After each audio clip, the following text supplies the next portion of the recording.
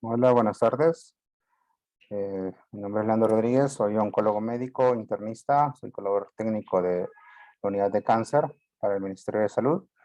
Vamos a conversar esta tarde sobre los tamizajes para el BPH en control de cáncer de cervix. Los planes de control de cáncer son lo que recomienda la OMS para poder tener un abordaje integral a todas las neoplasias que representan un problema de salud pública. Cáncer de cervix es el más frecuente a nivel nacional, solo superado por cáncer de mama en el sexo femenino. Es un verdadero problema de salud, principalmente porque es totalmente prevenible. El 80% de los cánceres se vinculan al virus del papiloma humano.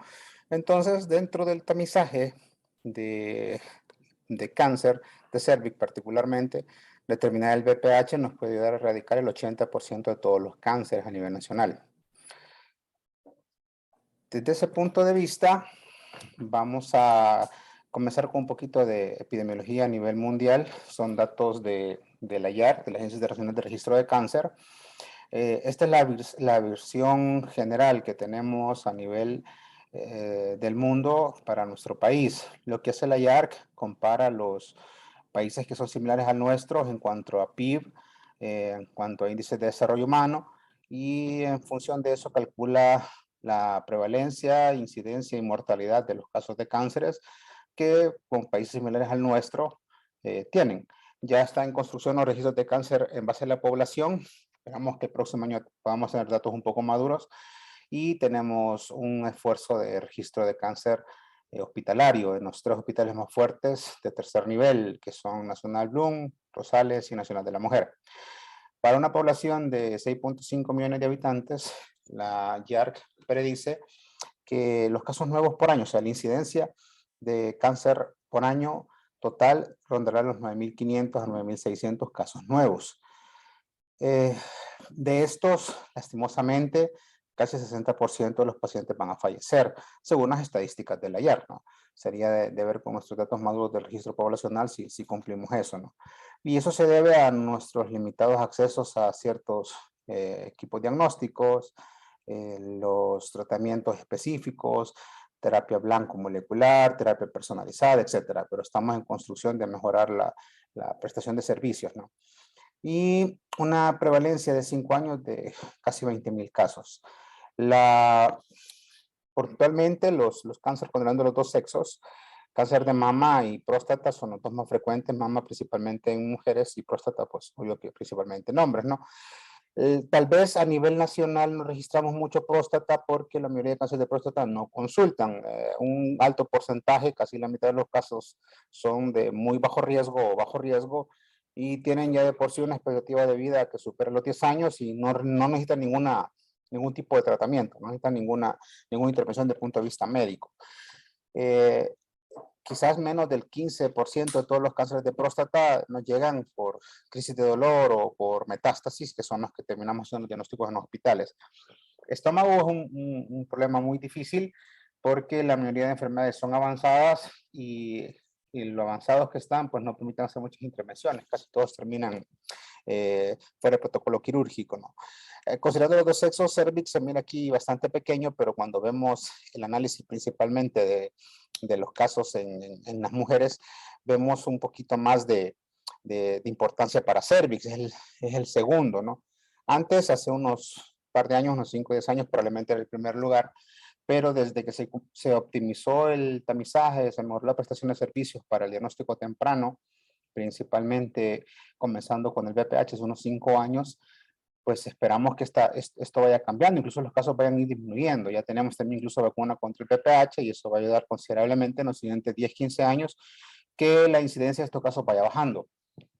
Eh, para las mujeres, cervix solo es superado por mama.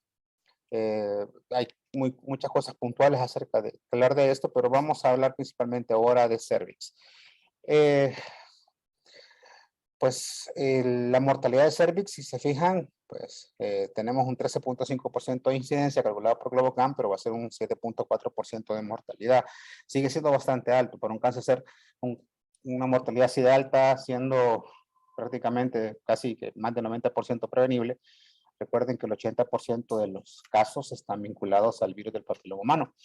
Entonces, podemos, bueno, hay un par de literatura que menciona que en promedio todos los seres humanos que estamos sexualmente activos en determinado momento de nuestra vida vamos a tener una forma de contacto con el virus del papiloma humano. Hay varias cepas, pero hay unas que inducen más cáncer que otras. Entonces, es importante, ya que no podemos hacer la determinación genética de qué cepa es la que está infectando, pues lo mejor es erradicarlo, ¿no? Pero esto es bastante silente. Cuando comenzamos a verla fisiopatológicamente, qué está pasando con la infección del VPH, pues vamos a comprender el por qué es tan importante diagnosticarlo y tratarlo antes de que una lesión premaligna. Esos son datos bajados de una revisión del UpToDate. Todavía tiene vigencia la nomenclatura que tenemos. Esto es cuando hacemos un tamizaje por citología convencional, que es el que tradicionalmente hacemos nosotros. Hemos hecho tradicionalmente en los últimos 15, 20 años un tamizaje con Papa Nicolau, que lo que hace el Papa Nicolau es detectar lesiones premalignas, lesiones que potencialmente se pueden malignizar. Entonces, en teoría, esto es sacado para datos americanos. El Colegio Americano de Obstetricia recomienda que la prueba de citología se hiciera en las mujeres sexualmente activas con intervalo de 1 a 3 años. En el país, por nuestras mismas condiciones y la poca educación en cuanto a la medicina preventiva, nuestra población, pues, si lo dejamos abierto cada 3 años, pues prácticamente las mujeres no irían a hacer su citología convencional, ¿no? Es más, si hacemos un autoexamen, nosotros, nuestra esposa, nuestras hermanas, tías, madres, etcétera, y preguntamos y le tenemos a la par cuántas de ellas ya se hicieron la citología en los últimos 12 meses, va a ser bien penoso que nosotros, siendo profesionales de salud, nuestro mismo entorno familiar no esté con el adecuado tamizaje de cáncer de cervix, siendo el segundo más frecuente a nivel nacional, ¿no? Y uno de los que más impacto tiene desde el punto de vista de salud pública en los países latinoamericanos. En teoría, el 96% de las citologías en un programa, llamémoslo exitoso, que tenemos más del 80% según la OMS de cobertura, vamos a tener negativas las citologías. Entonces, si de 20 a 60 años rondamos casi 1.8 millones de mujeres según la Digestic, pues tendrían que el 96% salir negativas, ¿no? De ahí las otras lesiones que pueden ser potencialmente de transformación maligna, que requieren otra intervención, son las que vemos en frecuencia aquí, que se van describiendo, ¿no? Y las lesiones o los carcinomas de células escamosas, pues si se fijan, no es una incidencia tan alta, pues es 4.5 por cada 100,000 mujeres que están expuestas. Y de estos, el 80% está vinculado al virus del papiloma humano. Desde ese punto de vista, si tengo una incidencia pues, relativamente baja, 4.5 por cada 100,000 mujeres, y de esas el 80% son prevenibles al evitar la infección por VPH, lo mejor es que no se infecten. Pero si tienen la infección, en detectarla. De ahí viene la importancia de por qué el VPH toma ese pilar fundamental en el diagnóstico de la infección por VPH, ese pilar fundamental para evitar el cáncer de cervix.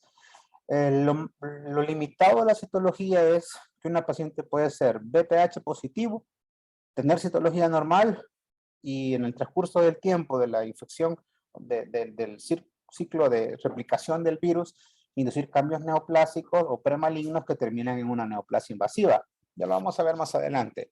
Por eso es que nos ponemos a pensar qué tanto ayudamos con la citología. O sea, tampoco no quiero dejar la idea de como que si tenemos VPH no hay que seguir haciendo Papa Nicolau. Al contrario, o sea, la tecnología sanitaria de determinación del VPH es la suma para el tamizaje, ¿no? Es otra herramienta más. No es que una va a suplantar a la otra. Aparte que los tiempos que se usan son muy diferentes, ¿no? El test de VPH lo hacemos cada 5 años, no lo tenemos que estar haciendo cada año. Y si recuerdan la normativa técnica, hay ciertos cambios que tiene el Papa Nicolau que nos obligan a hacer una citología más, en menos tiempo, no hacerla con una frecuencia más acortada. ¿Por qué el VPH es importante? ¿Qué tiene de relevante este VPH en la génesis del cáncer de cervix? Y ¿qué es lo que hace que el 80% de los cánceres de cervix tipo células escamosas estén vinculados al VPH? Cuando vemos la curva de transformación desde la primoinfección por el VPH hacia la formación de un cáncer invasivo, pues no es algo que suceda de la noche a la mañana. Tenemos modelos de prevención primaria, que es todas las intervenciones que hacemos para evitar que nos enfermemos. Tenemos prevención secundaria, que es todas las medidas que tomamos para un diagnóstico lo más tempranamente posible. Y tenemos la prevención terciaria, que son todos los tratamientos que hacemos tienen ciertos efectos secundarios, ¿no? Entonces, lo que evitamos los efectos secundarios de los tratamientos, eso es prevención terciaria, o todas las acciones que hacemos para evitar las secuelas o mejorar las secuelas de la misma enfermedad. Entonces, si puntualizamos, así en línea general, prevención primaria podría ser erradicación del VPH. Entonces, si recordamos el concepto de tamizajes, que es todas las pruebas diagnósticas que hacemos a una población expuesta al riesgo, una mujer de 30 años no se va a hacer una citología porque piensa que tiene un cáncer. El objetivo de hacer una citología a una mujer en ese grupo etario de riesgo es para determinar una lesión premaligna. Pero a una mujer de 30 a 35 años le vamos a hacer un test de VPH, no porque pensamos que tenga un cáncer, sino que porque queremos buscar una infección o una forma de infección de una de las cepas del VPH que puede ser potencialmente de transformación maligna en los siguientes 10 a 15 años. El problema con esto es que desde la infección, la primera infección del VPH, el tiempo que transcurre desde la infección hasta desarrollo de lesiones premalignas, o sea, una neoplasia intercervical, grado 1, 2, 3, por ejemplo, esa transformación que va a tener desde una inflamación del epitelio hasta una neoplasia intercervical 3 o hasta un cáncer in situ, no lo vamos a ver de la noche a la mañana. Ese tiempo que va a tardar se puede oscilar entre 5 hasta 15 años. Depende de la cepa, ¿no? O sea, ya sabemos que hay cepas que son más cancerógenas que otras, pues hay cepas que son mucho más lentas la transformación y otras que son más rapidísimas. Hemos tenido casos de pacientes muy jóvenes donde uno dice, bueno, si la edad promedio de inicio de relaciones sexuales en la segunda década de la vida, si consideramos nuestros embarazos en adolescencia, tenemos pacientes que están embarazadas de 12, 13 años, ya sea de manera voluntaria o involuntaria, al inicio de relaciones sexuales, ya pueden tener algún contacto con el VPH, ¿no? Si tenemos un contacto, pongamos de ejemplo acá, como está en la curva, a los 15 años tenemos un contacto con el VPH. El VPH no va a dar ninguna lesión inicial, no va a dar ningún síntoma. Hay unas descripciones que puede haber un poquito de diarrea, una linfadenitis, pero es muy poco frecuente encontrarlo. Entonces, en ese tipo de infección con el VPH pueden pasar hasta, pongámosle una media de 10 años, 15 años. Entonces, si la paciente se nos infectó a los 15 años, cuando tenga unos 30 años, la infección por el VPH ya va a tener lesiones premalignas. Ya vamos a revisar cómo es el ciclo vital del virus y cómo que genéticamente se van transformando el ADN de las células en el cervix y va produciendo el cáncer. Entonces, por esa razón, este intervalo de tiempo, en este ejemplo, en esta suposición de que a los 15 años se nos infectó a la paciente y a los 30 años tenemos lesiones precancerosas, en ese intervalo de tiempo que vemos acá, en esta curva, aunque hagamos exámenes, puede ser que una citología nos pueda detectar ya una lesión premaligna. Pero en este grupo, el Colegio Americano no precisamente nos recomienda que sea el test de VPH, porque sabemos que aunque el VPH esté positivo en este entonces, en este grupo, que es donde probablemente sea la etapa de vida sexualmente activa con mayor apogeo, ¿no? Entonces, en este espacio vamos a tener lesiones premalignas detectables por citología. Por eso es que el Colegio Americano recomienda que para screening en este grupo etario de 20 a 30 años seguir haciendo citologías. Ahora, después de los 30 años, donde sabemos que entre más infección por VPH tengan, entre más tiempo tienen la infección por VPH, ya tienen 10, 15 años de estar teniendo la infección por el virus. Entonces, estos grupos, este grupo etario de más de 30 años se beneficia más de determinar el VPH más que el grupo anterior. Entonces, los dos, tanto PAP como la determinación del VPH, son importantes para poder lo ideal sería erradicar el BPH, ¿no? Pero para poder en un futuro erradicar el cáncer de cervix. Va a ser muy difícil llegar a esa meta, pero se está logrando. Actualmente estamos tratando de fomentar más la toma del BPH y con la vacunación esperamos que en los siguientes 10, 15 años tengamos un impacto de las empezadas a vacunar hace un año y la determinación del BPH nos permite incluso tratar a la paciente, dar una crioterapia para erradicar el BPH. Entonces ahí estaríamos no solo en diagnóstica, sino que también puede ser de tratamiento, esta forma de tamizaje. El cáncer cervicuterino lo causan, pues, hay varios tipos de BPH. El 16 y 18 son los que más frecuentemente están vinculados. 70 hasta el 80% de casos de cervicuterino tipo escamoso está vinculado al virus del BPH. Es importante que recordemos que no solamente tenemos el cáncer escamoso, también podemos tener un adenocarcinoma, que si bien es cierto, no tiene tanto está vinculado al virus del papiloma humano, pero es otra forma histológica que también tiene algo muy específico para tratamiento, tienden a ser menos sensibles a la radioterapia, a la quimio. Aquí probablemente la cirugía es de las pocas opciones que le podría brindar más apoyo a la paciente, ¿no?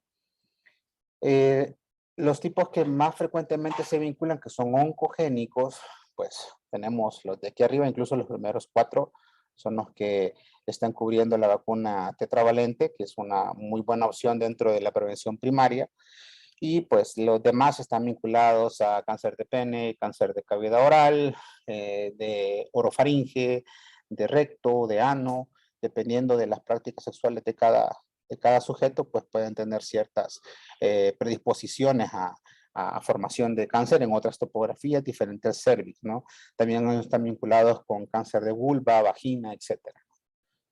Entonces, ¿qué tiene relevante? ¿Por qué el BPH hace eso? Pues, hasta el momento puntualicemos el primer tercio de la conferencia.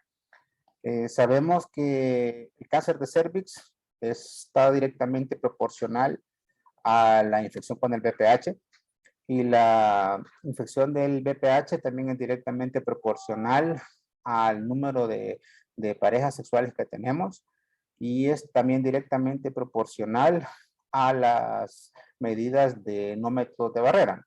Entonces, tenemos ese factor de riesgo, ¿sí? Ese es un punto. El otro punto es, para determinar o para evitar, tenemos que hacer tamizaje porque prácticamente toda mujer sexualmente activa tiene posibilidad de desarrollar una forma de cáncer de cervix. Recordemos que el más frecuente es el escamoso y ese desgraciadamente el que está vinculado al BPH. Entonces el segundo punto es, tenemos que someternos a una determinación de lesiones premalignas. Para eso tenemos la citología, pero considerando la fisiopatología que vamos a ver a continuación, la determinación del BPH, que en el transcurso de 10 hasta 15 años nos puede inducir una lesión premaligna que se va a transformar en un cáncer invasivo. Entonces, cobra un pilar importante en el tamizaje. Entonces, el tamizaje tiene que ser Papa Nicolau más test de BPH. Y vamos a escalonar 2 grupos de edad. De 20 a 30, Papa Nicolau sigue siendo muy importante, pero de 30 hasta 59 o 60 años, el BPH es un complemento fabuloso, excelente, ¿no? Es completamente recomendado. Ahora vamos a ver qué hace el BPH, porque el BPH hace todo este problema. Quizás de la carcinogénesis son todas los cambios que pueden inducirse en las células y tejidos para transformarse en cáncer, ¿no? Aquí tenemos una representación de un epitelio normal del cervix, ¿sí? Canal cervical, su capa escamosa, sus células basales, su membrana basal. El virus llega, tiene en contacto, es una infección de transmisión sexual. Para replicarse el virus necesita meterse adentro de la célula. Más adelante vamos a ver cómo es la estructura del virus. Sería como hacerle una autopsia al virus para saber cómo está produciendo el cáncer. El virus llega a la célula, tiene que entrar a la célula para replicarse, tiene que meterse al núcleo, necesita su material genético para hacerlo. Esos cambios que va induciendo el virus son los que terminan haciendo ciertas alteraciones en la célula y las células que se van replicando después ya tienen ciertas alteraciones genéticas, ¿sí? Las células que caracterizan al cáncer es que son células que no tienen senescencia, o sea, que es una célula que no envejece, que no tiene apoptosis. Apoptosis es la muerte celular programada. Es todas nuestras células, toditas, toditas. En los cromosomas, en los telómeros, en las partes de los telómeros de los cromosomas, tenemos un complejo enzimático, la telomerasa. Entonces, eso es lo que va replicando cromosómicamente. ¿Se acuerdan? El cromosoma es como una X en las partes de arriba están los telómeros, ahí están las telomerasas. Va haciendo un número finito de replicaciones. Y a medida que los telómeros se van acortando, se van haciendo más pequeños, la capacidad o la actividad de esa enzima telomerasa va disminuyendo. Ese envejecimiento de la célula normal, que todas las células van a tener, todas las células tienen, se llama senescencia. Entonces las células van envejeciendo y poco a poco van perdiendo la capacidad de reproducirse. Los cambios que puede inducir el BPH en las células de la unión escamo-columnar en el canal cervical evitan eso. O sea, la célula nunca va a envejecer, nunca va a dejar de replicarse. Ese es uno. El otro, las células a medida que se van replicando, si tuviéramos, digamos, creo que se ve el puntero, digamos que de acá a acá, este espacio tiene que haber 3 células. Por ejemplo, si recordamos las clases de biología, una célula normal se va a dividir y va a ser 2. Esas 2 van a ser 4. Entonces, este montón de aquí, si aquí solo pueden haber 3 células, ¿qué le dice una parte a la otra? Que esta ya está senescente, ya envejeció y esta tiene que morir si tiene que venir otra. Entonces, ese complejo, esa regulación se hace mediante la apoptosis. Entonces, esta célula que está acá, que ya envejeció, que ya no se debe replicar y necesita llenarse este espacio, tiene que informar a las demás que esta se va a morir. Entonces se comienza una cascada de apoptosis. Hay 2 vías, una intrínseca y otra extrínseca. Precisamente ese cambio fisiológico, genético, normal, de que esta célula se suicide, por decirlo así, también el virus del VPH lo evita, porque el virus quiere seguirse replicando, pero para replicarse se tiene que meter a la célula. La célula tiene que entrar al núcleo.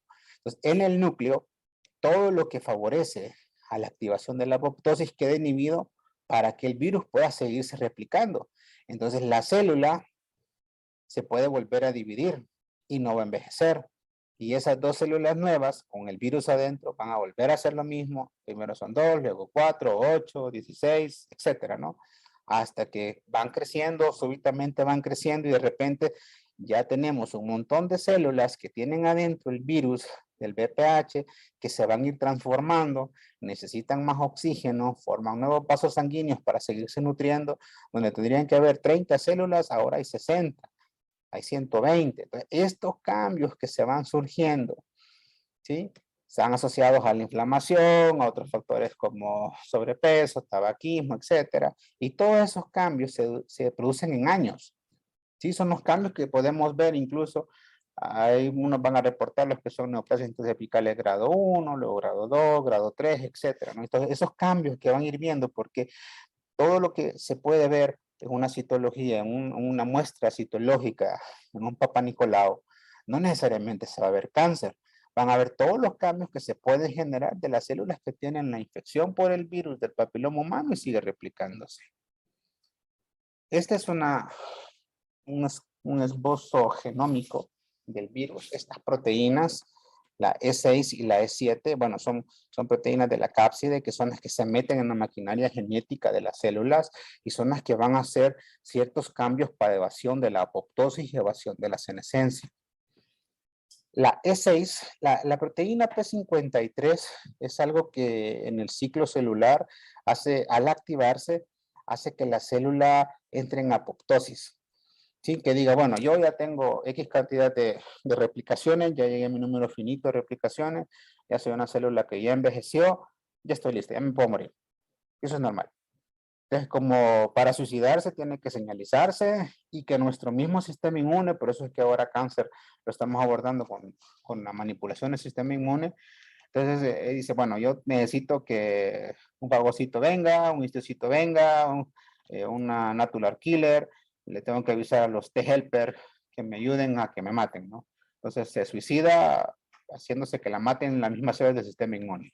Esto nos lo permite la proteína P53. Si recuerdan acá, en el la autopsia del virus.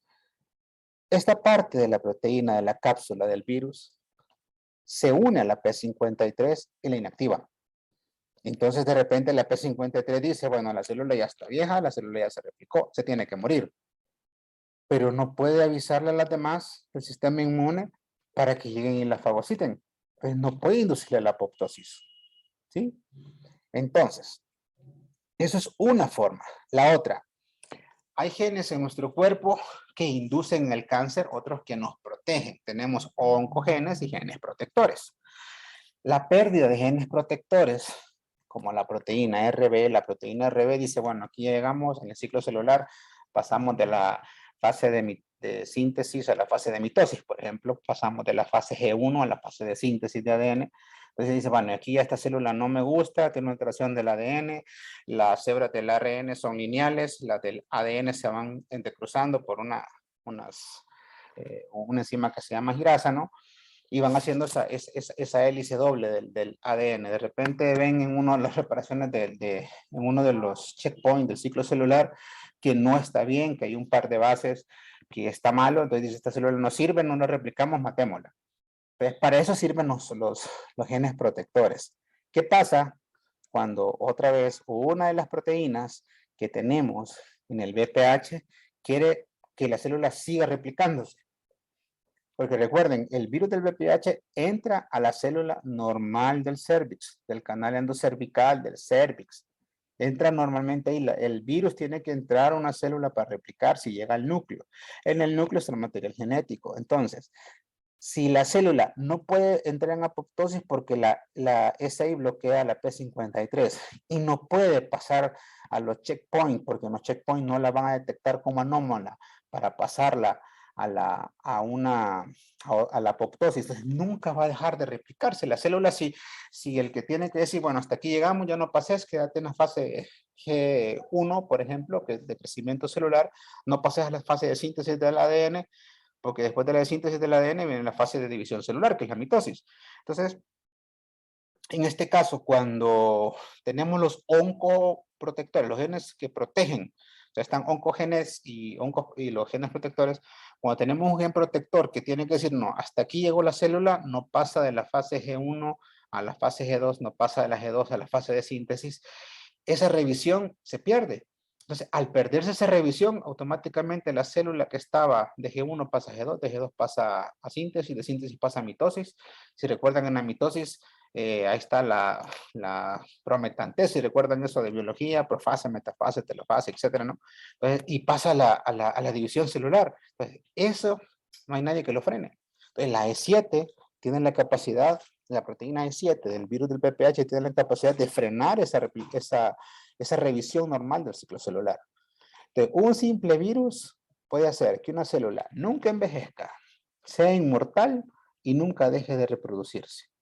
Entonces, volvemos a la gráfica inicial que vimos en esta, que cuando hablábamos de esta celulita, que llega el virus, entra al citoplasma, pasa al núcleo, se ve esta reacción de estas dos proteínas, E6 y E7, en esta inhibición del ciclo celular, y así se forma el cáncer. Bien sencillo, ¿verdad? Es fácil. Y eso que es tan fácil de conocerlo, es tan fácil de evitarlo.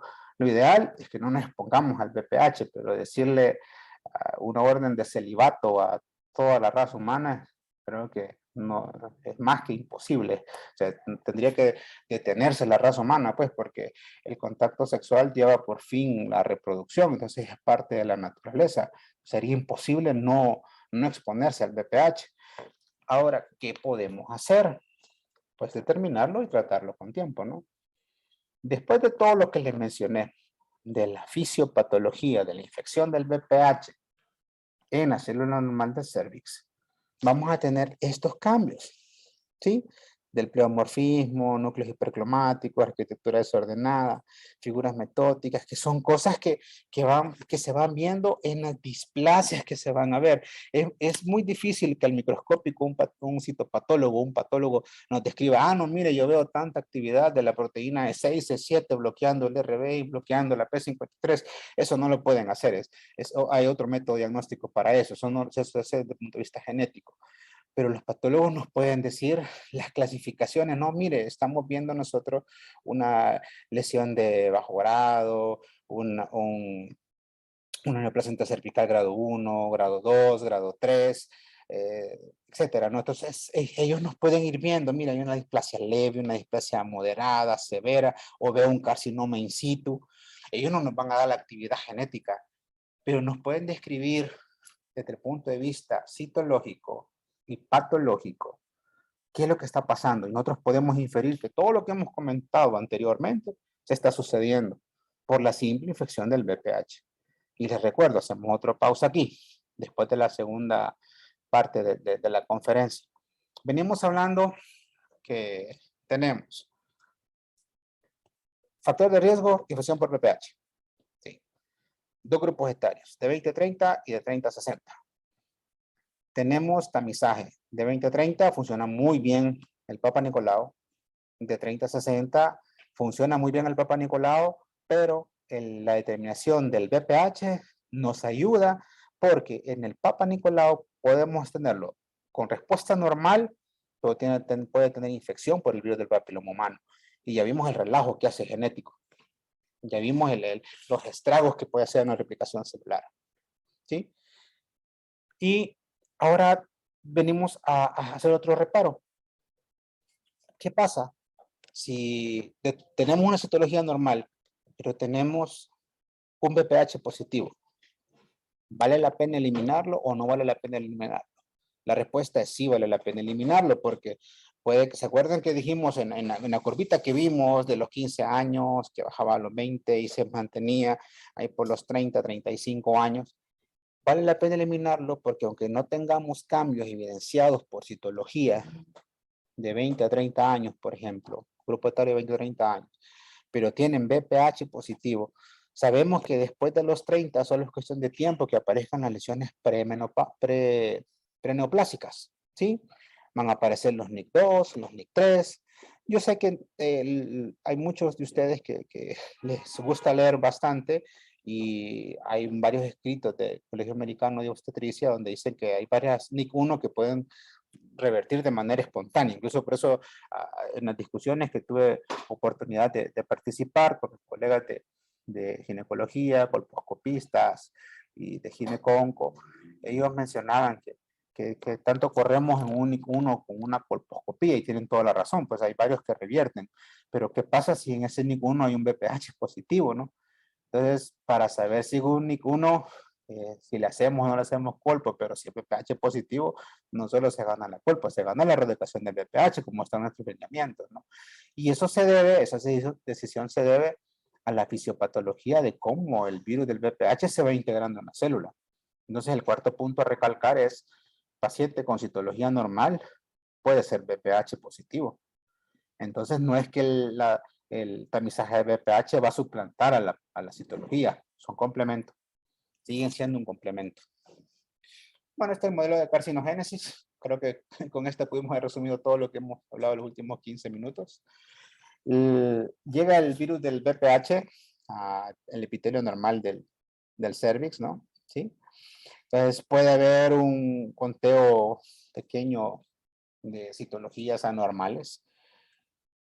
Puede ser que una sea evidenciada por citología, puede que no, pero podemos tener un test de VPH positivo. Podemos tener un test positivo de VPH con una citología normal. Entonces, esa es ahí la importancia de por qué se complementa la determinación del VPH a la citología. Insisto, no es que VPH va a suplantar al PAP, eso siempre lo vamos a mantener. Pero el cuarto punto de la charla es, podemos tener citología normal con VPH positivo. Y sabemos que es cuestión de tiempo después de la infección del VPH para que se den todos los cambios preneoplásicos y determine desencadenando un cáncer in situ o un cáncer invasivo.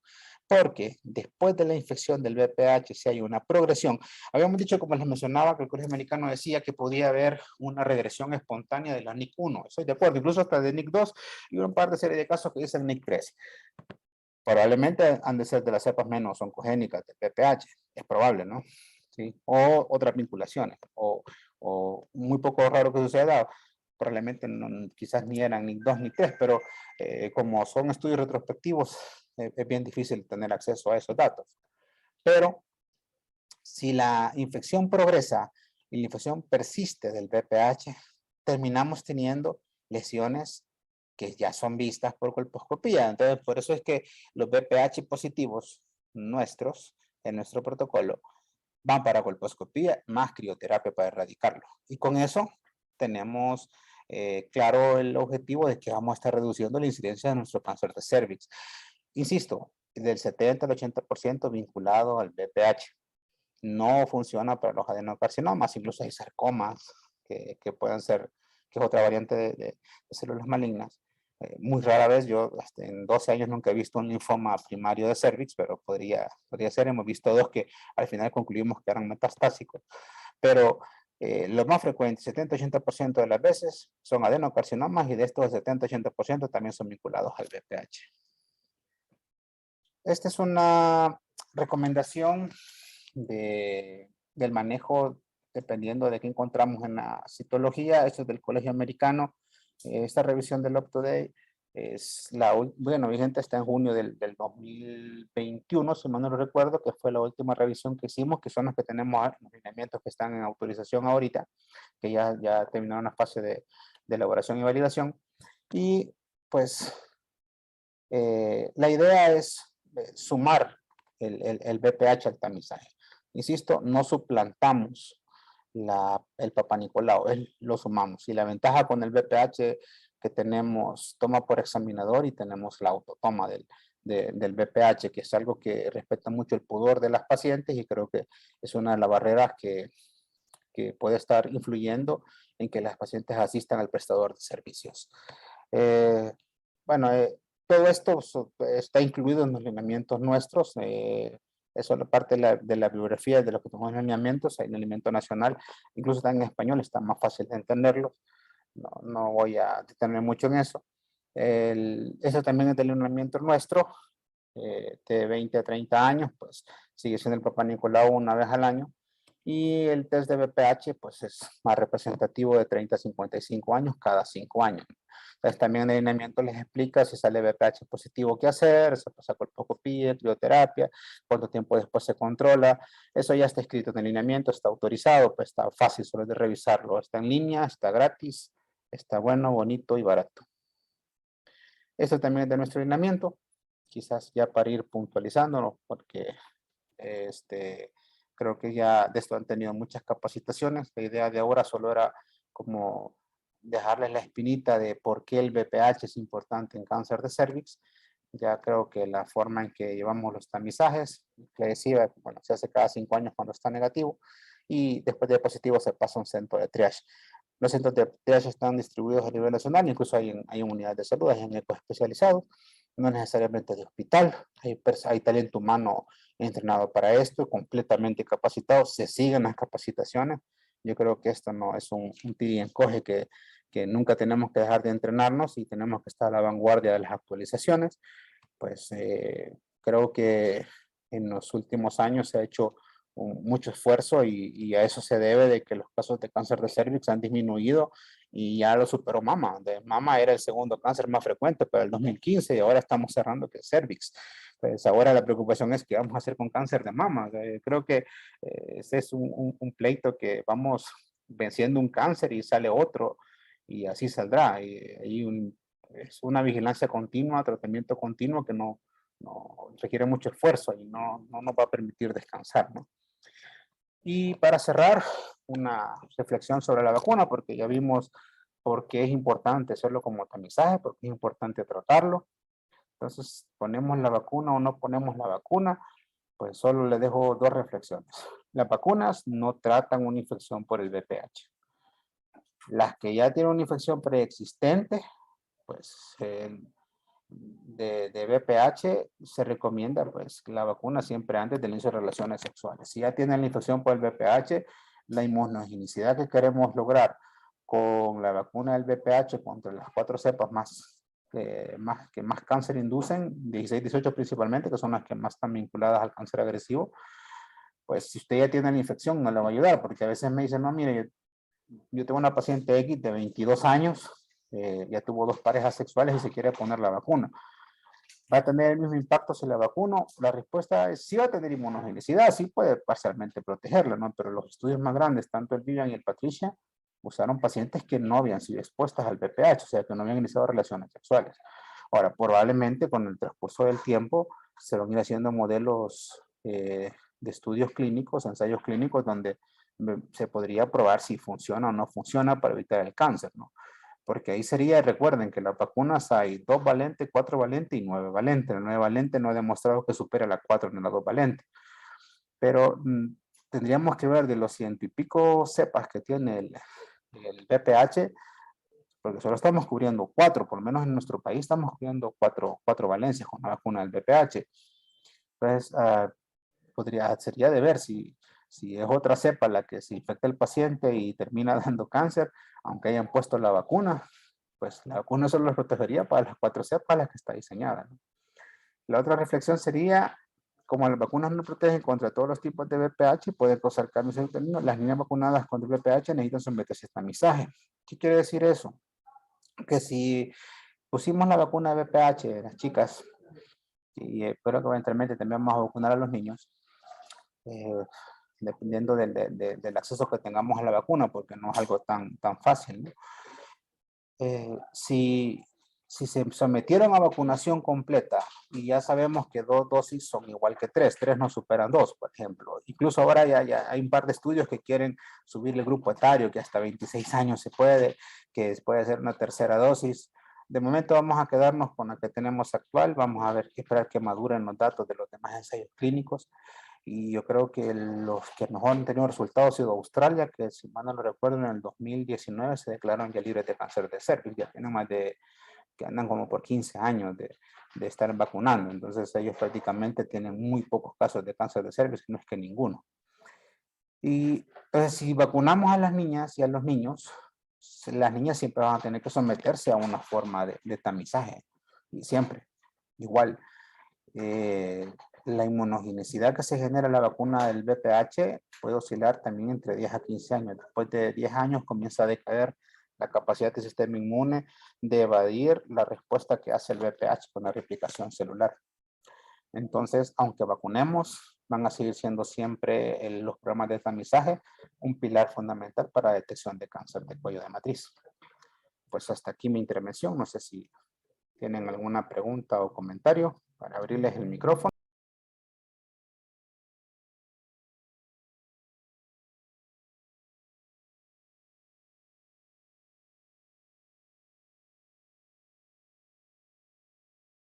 Aldo Javier Landaverde, de abrir el micrófono. Buenas tardes. Bueno, le escuchamos. Una pregunta puntual. La prueba de BPH la inició Basic Health allá por el 2012.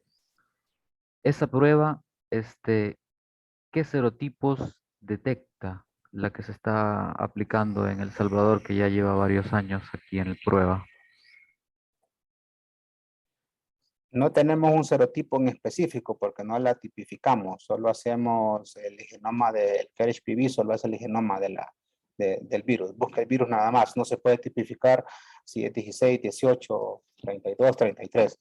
Ahora asumimos que como el más frecuente que nos enfrentamos es 16, 18, pues por eso es que se trata, ¿no? Pero no tenemos prueba específica por serotipos.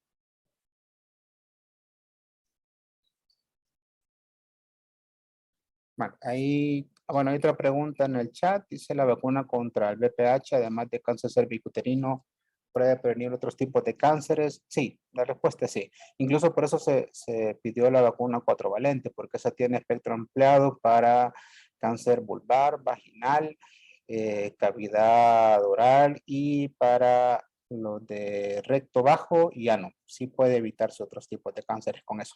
Podría abrirme el chat, espero que lo veamos. Bueno. Génesis Apolinar dice, si tengo una paciente que tuvo NIC1, estuvo en tratamiento, tiene más de 5 años sana, ¿se podría poner la vacuna? ¿Cuántos años tiene la pacientita? Fíjese que ahí hay varios puntos, ¿verdad? Primero, la vacuna, en los estudios iniciales, como les repito, los dos que la aprobaron fue el Patricia y el Vivian. En ambos eran pacientes que no habían iniciado relaciones sexuales. Entonces, la vacuna demostró que evita la progresión de las neoplasias intracervicales, por ejemplo, en las que no han tenido contacto con el VPH. Si esa paciente ya estuvo sexualmente activa, ya tuvo una infección con el VPH, entonces ya tuvo contacto, ¿no? Entonces, el principio de la inmunización ya no lo seguiría. Como mencioné hace un ratito, sí, eventualmente sí van a haber estudios de pacientes que ya fueron sexualmente activas y se van a inmunizar a ver cómo les va. Pero por el momento la información que tenemos con los ensayos clínicos es para las que no han iniciado. Si esa paciente ya tuvo un IC1, ya estuvo sexualmente activa, ya tuvo contacto con el VPH, de ponérsela se le puede poner, pero que le aseguremos que logre la inmunogenicidad y que evite la progresión de la enfermedad, no se lo podría asegurar. Y doctora Andrea Chacón, ¿por qué se ha priorizado la edad de 30 a 59 años? Pues, todas son prioridades, toditas. Pero de 30 a 59 años se prioriza para determinar el VPH porque seguimos el ciclo vital de replicación del virus. Entonces, si sabemos que el virus se va a tardar de 10 a 15 años para que induzca las células preneoplásticas, entonces, si la paciente inicia sus 20 años, 15, 20 años, sus relaciones sexuales, sabemos que después de los 30 es que va a tener estas repercusiones, que es donde el virus va a estar empezando a hacer las lesiones preneoplásticas. Por eso es que se pretende que en ese grupo etario, al determinarlo, lo podamos eliminar para evitar que hagan la progresión de las lesiones preneoplásticas hasta cáncer. Y los niños también podrían vacunarse los de los 9 años.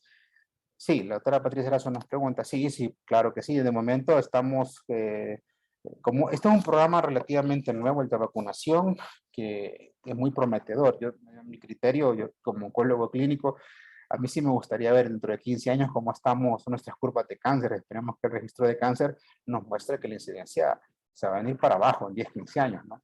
Cuando ya las chicas que estamos vacunando ahora y se expongan al VPH, cuando ellas tengan ya el tiempo de poder, de que en teoría tendrían que hacer las lesiones premenopáusicas, su cuerpo los va a controlar, inmunogénicamente los va a controlar. Entonces, el tamizaje en los niños, incluso en Estados Unidos ya hay vacunación para niños. La Sociedad de Pediatría de Estados Unidos recomienda la vacunación en varones también, precisamente para evitar los cánceres de pene, recto, cavidad oral, etcétera, ¿no? Bueno, si no hay más, pues un gusto saludarlos. Y pues quedaríamos... Ah, bueno, ahí nos dicen, Unidad de Salud Barrios le aplican. Gracias, Sandra.